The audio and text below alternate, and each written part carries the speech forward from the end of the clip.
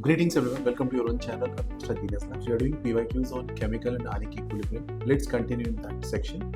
So you can see on our screen question number 1 for the gas phase C2H4 plus H2 gives C2H6 delta H is negative 32.7. Carried out in a vessel, the equilibrium concentration of C2H4 can be increased by, is the question. अब C2H4 बढ़ाने के लिए आपको reaction किधर जानी पड़ेगी, backward जानी पड़ेगी. एक्सोथर्मिक प्रोसेस है, टेम्परेचर कम रखना पड़ेगा, प्रेशर को भी कम रखना पड़ेगा, बिकॉज प्रेशर बढ़ाओगे तो फॉरवर्ड जाएगी. So decreasing the pressure, can you remove some hydrogen? It will make sure more C2H4 will form, and if you add some C2H6 then also it will be formed. So which all options will be correct? Exothermic reaction, temperature बढ़ाओगे तो क्या होगा, backward जाएगी, right? So all the options seem to be correct. A, B, C, D. Question number 2. When NaNO3 is heated in a closed vessel, oxygen is liberated and NaNO2 is left behind at equilibrium. So equation आप लिखोगे NaNO3 gives NaNO2 plus O2. अगर equilibrium पे आप NaNO2 बढ़ाओगे तो reverse direction में reaction जाएगी. अगर आप NaNO3 बढ़ाओगे तो फॉरवर्ड डायरेक्शन में रिएक्शन जाएगी. और अगर आप टेम्परेचर बढ़ाओगे तो एक एंडोथर्मिक प्रोसेस है, राइट? सो इस प्रोसेस में टेम्परेचर बढ़ाने पे रिएक्शन फॉरवर्ड जाएगी एंड प्रेशर बढ़ाने पे रिएक्शन बैकवर्ड जाएगी. सो इसका अगर हम आंसर ध्यान से देखें तो मार्क कर सकते हैं options. Option will be C and D, right? C and D. Okay. Now check the next question number 3.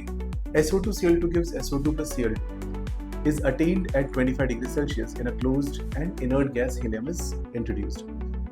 Inert gas addition is always opposite to the pressure change. So if you're increasing pressure, it will be pressure reduction option. If you're decreasing pressure, it will be pressure increase option. So inert gas addition is exactly reverse of it.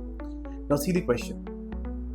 In a closed container, inert gas helium is introduced. Which of the following statements are correct? Concentration of SO2Cl2 and SO2Cl2 do not change. So if you're adding at constant volume, closed container मतलब volume constant है, तो क्या उससे कुछ भी change होगा? Constant volume पे inert gas कोई भी change नहीं कर पाएगा. But constant pressure पे pressure increase का जो effect होता है वो आप reverse कर दो और similarly pressure decrease का जो effect है उसको reverse कर दो.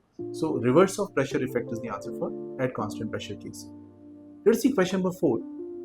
For the reaction PCl5 giving PCl3 plus chlorine, the forward reaction at constant temperature is favored by introduction and inert gas at constant volume. So forward direction अगर आपको जाना है, forward direction में जाना है तो क्या करोगे? प्रेशर बढ़ाओगे तो बैकवर्ड जाएगी, उसका उल्टा फॉरवर्ड डायरेक्शन में. बिल्कुल ठीक बात है, बट ये कांस्टेंट वॉल्यूम लिखा हुआ है, ठीक है? तो कांस्टेंट वॉल्यूम से कोई भी फर्क नहीं पड़ेगा, इंडिपेंडेंट. सो ए और बी तो आपके ऑप्शंस यहाँ पे रूल आउट हो जाते हैं. Come to C option. Constant pressure पे अगर आप ऐड करोगे इनर्ट गैस तो रिएक्शन प्रेशर बढ़ाने के ऑपोजिट करेगी काम, यानी कि फॉरवर्ड जाएगी. That means yes, it is C option. And volume of container बढ़ाना मतलब कि प्रेशर कम करना. प्रेशर कम करेंगे तो रिएक्शन किधर जाएगी? जिधर प्रेशर को बढ़ा सके, यानी कि forward. Introducing PCl5 at constant volume, अगर आप PCl5 को इंट्रोड्यूस करते हैं कांस्टेंट वॉल्यूम पे तो भी रिएक्शन किधर जाएगी? तो आंसर हो जाएगा C, D and E. Interesting question है, आई थिंक समझ में आया आपको. तो इसको मैं समराइज कर देता हूँ. इनर्ट गैस एडिशन दो तरीके से हो सकते हैं. कांस्टेंट वॉल्यूम पे नो इफेक्ट, कांस्टेंट प्रेशर पे opposite of effect of pressure change. इतनी सी बात अगर आपको समझ में आती है तो आप कोई भी क्वेश्चन सॉल्व कर सकते हैं बिना किसी प्रॉब्लम के. I hope this video is clarifying your concepts. Thank you so much for watching these videos. Keep liking, subscribing, and sharing.